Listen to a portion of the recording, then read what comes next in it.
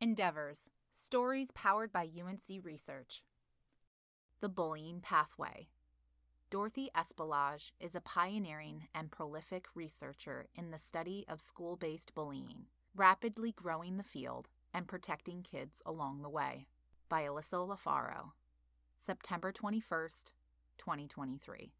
Dorothy Espelage would characterize her childhood as unpredictable and chaotic. Her stepdad was an active-duty U.S. Navy officer who served in Vietnam. He was often gone for 6 months at a time. Her mom was a waitress who struggled with depression. She goes so far as to admit that when she was just 5 or 6 years old, she knew her mom wouldn't be able to take care of her the way that she really needed. And she was right, spending much of her youth in and out of foster care. School became Espelage's safe space. She was often getting detention to avoid going home. But she was also athletic and precocious, qualities noticed by her coaches and teachers. People ask me how I'm successful, she says. The answer is school. I would have sports in the morning. I was in every club. I'd get detention every day. I would do everything to not go home. What would have happened to Espelage if school wasn't a safe space? She often wonders about that. For many students today, it's not. According to the National Center for Educational Statistics, 1 out of every 5 students has been a victim of bullying. And that's exactly what Espelage, a researcher at the UNC School of Education, studies. Today, school-based bullying is defined as physical, verbal, or social aggression towards one's peers. It emerges through complex interactions among youth and the systems around them, including school, family dynamics, and social media, and functions on a continuum, meaning the bullied can become bullies and vice versa. When Espelage began researching this topic in the early 1990s, this information didn't exist, and the field barely did. In 1993, researchers thought bullying was just a male phenomenon, she says, and there were only 3 U.S. papers on bullying. Today, the world of bullying research has exploded, in large part thanks to Espelage's efforts. She was the first scholar to empirically show that bullies are often well-liked and popular, that LGBTQ youth and children with disabilities experience bullying more, and that bullies are more likely to engage in intimate partner violence and sexual assault later in life. She has published over 275 journal articles, 75 book chapters, and 8 books. In 2018, she was elected to the National Academy of Education, and the American Psychological Association has recognized her with 2 of its biggest honors, the Lifetime Achievement Award in Prevention Science and the Award for Distinguished Contributions to Research in Public Policy. I can't imagine if I had to go to school and the other kids were jerks, Espelage reflects. School was the only place safe in my life. We need to create a safe space for every kid. A group effort.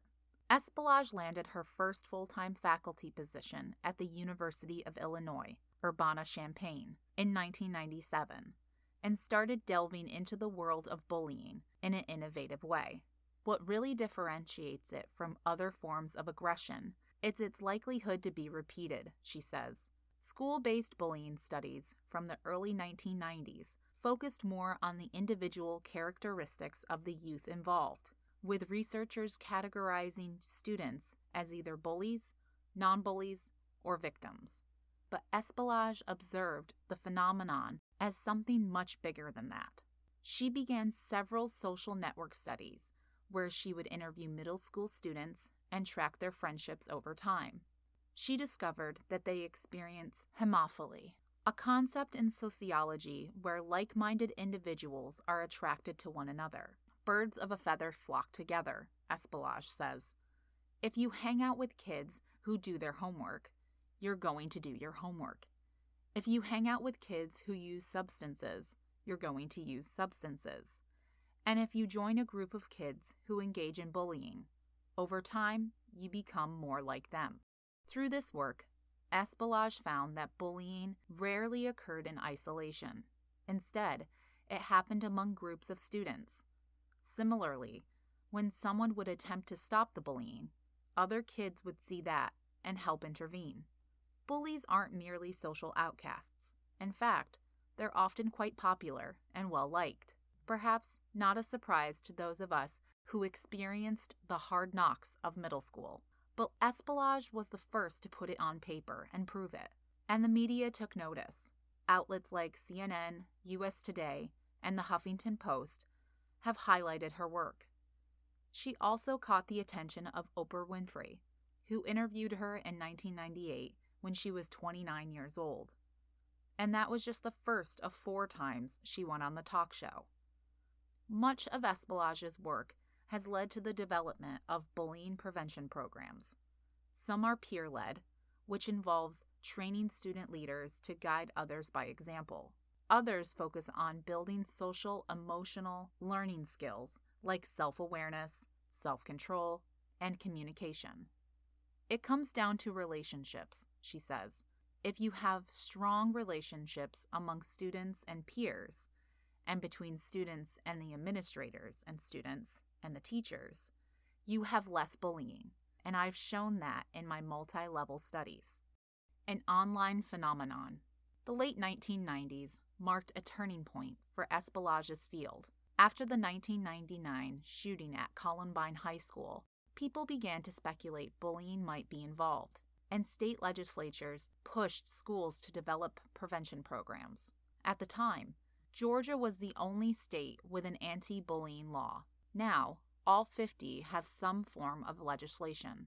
And then there's the internet. By 2002, it had more than 600 million users.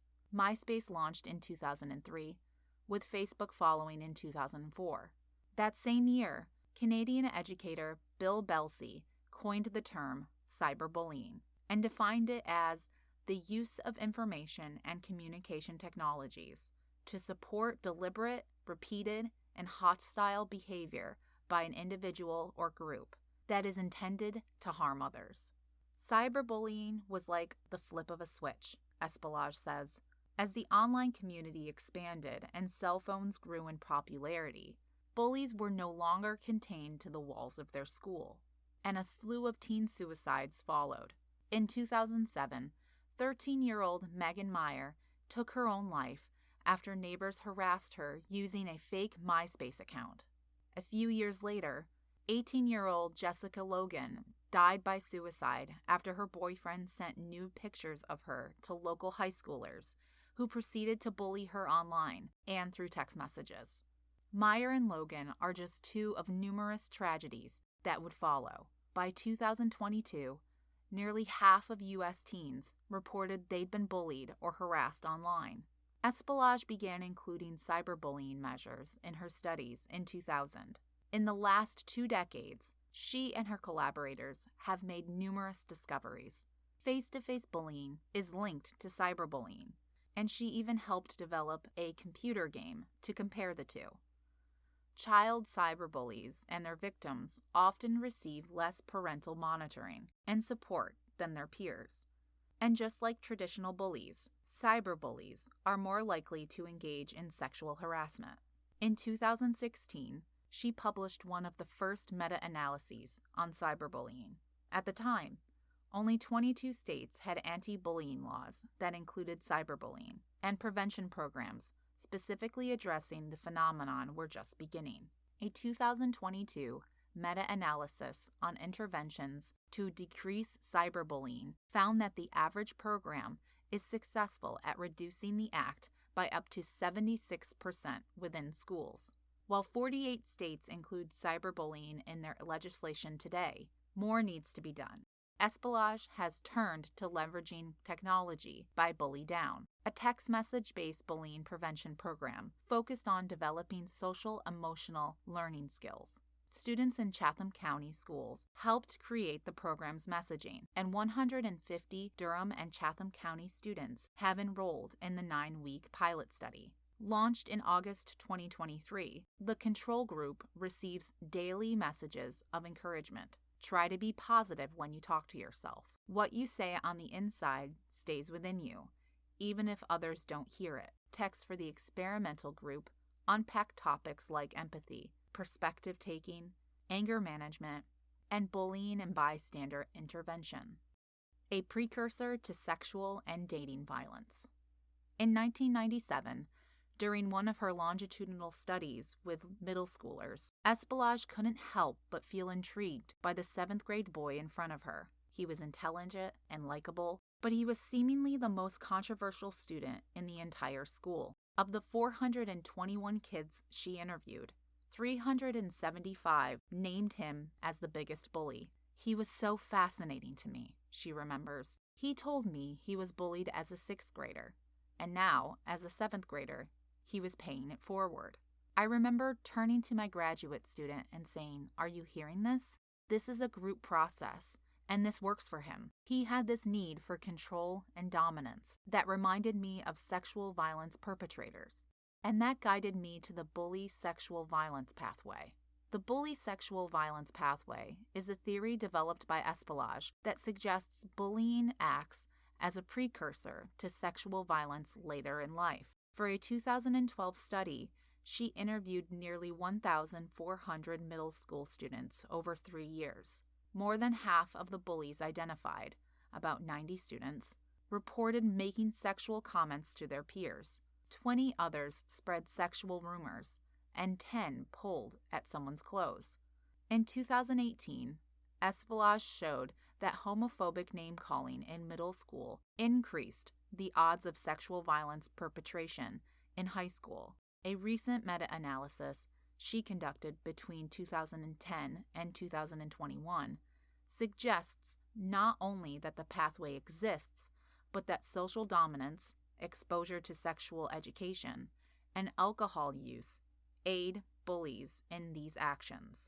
This work has led to the implementation of discussions about sexual harassment in bullying prevention programs within U.S. middle schools and drives policies at state and national levels. A global problem. While the world of school-based bullying research has exploded since Espelage first began working on the topic in 1990, prevention efforts in schools remain insufficient, and teacher burnout is spreading like wildfire. We have 40% of kids now saying they don't have a single trusted adult in the school that they can talk to, she reports. That went up from 25% in our studies since COVID.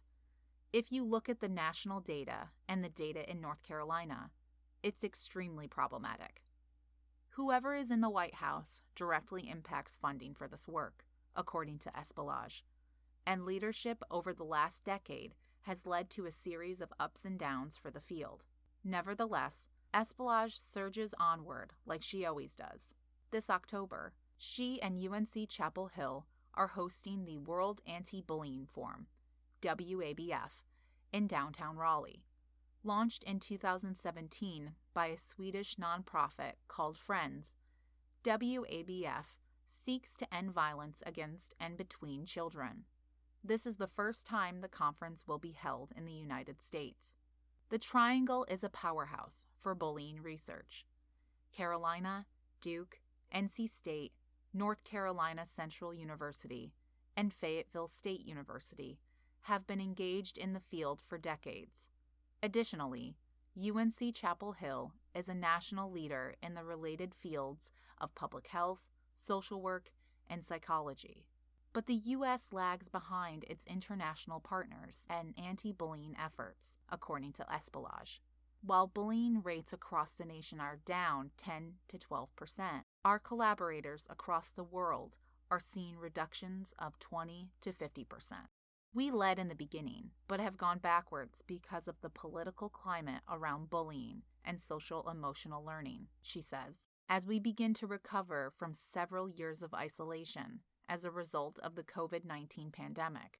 It is important to create safe spaces in our schools, families, and communities for youth to be situated in environments that are protective, supportive, equitable, and free of bullying. Dorothy Espelage is the William C. Friday Distinguished Professor of Education within the UNC School of Education.